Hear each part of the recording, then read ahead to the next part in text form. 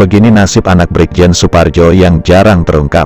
Brigjen Suparjo yang dimaksud adalah salah satu tokoh penting di balik gerakan 30 September yang melakukan penculikan dan pembunuhan terhadap 6 jenderal pimpinan teras Angkatan Darat pada dini hari tanggal 1 Oktober tahun 1965. Seperti diketahui, setelah ditangkap tentara, Suparjo diseret ke muka Mahkamah Militer Luar Biasa, pengadilan khusus yang dibentuk untuk mengadili para pelaku gerakan 30 September. Oleh Hakim Mahkamah Militer Luar Biasa, Suparjo divonis hukuman mati. Suparjo pun meregang nyawa di hadapan regu tembak yang mengeksekusinya. Lalu bagaimana nasib dari keluarga Suparjo pasca peristiwa G30 SPKI? Mengutip artikel berita berjudul, Anak Brigjen Suparjo hidup menderita setelah ayahnya terlibat G30 SPKI. Bersyukur ada sosok ini, yang dimuat situs berita di Tribun News. Diulas cerita tentang Sugiarto. Dia adalah anak ketiga dari Brigjen Suparjo, salah satu pelaku utama gerakan 30 September.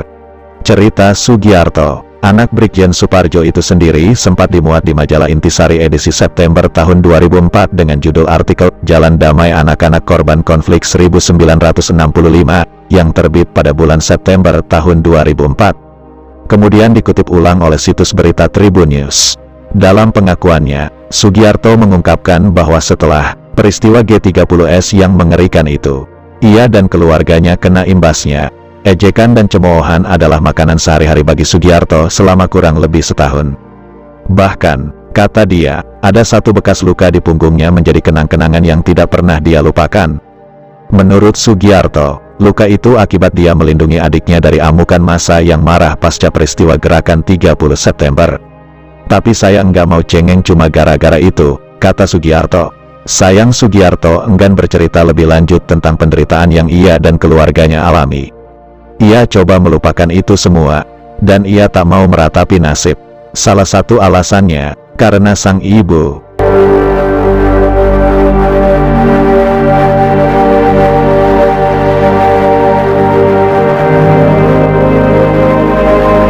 Kata Sugiarto, ibunya, Triswati, selalu bersikap tabah menghadapi kenyataan pahit itu.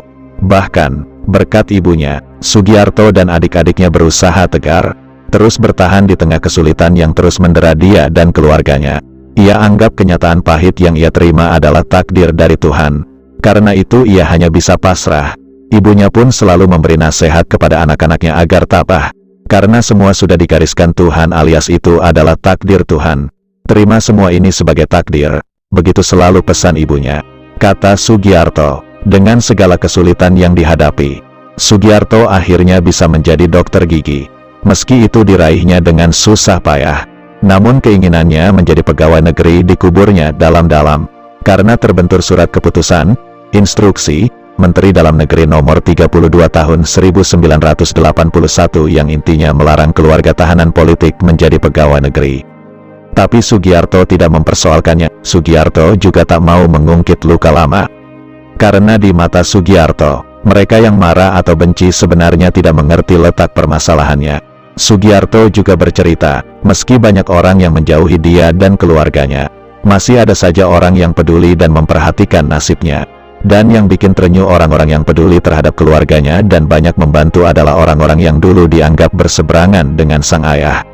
Orang-orang itu antara lain Jenderal Ibrahim Aji dan Jenderal HR Darsono. Keluarga Jenderal Ibnu Sutowo juga banyak membantu. Saat itu tidak yang berani dekat-dekat dengan keluarga tahanan politik. Takut dianggap berkomplot dan ujung-ujungnya diinterogasi, kata Sugiarto yang berusia 15 tahun saat peristiwa G30S terjadi.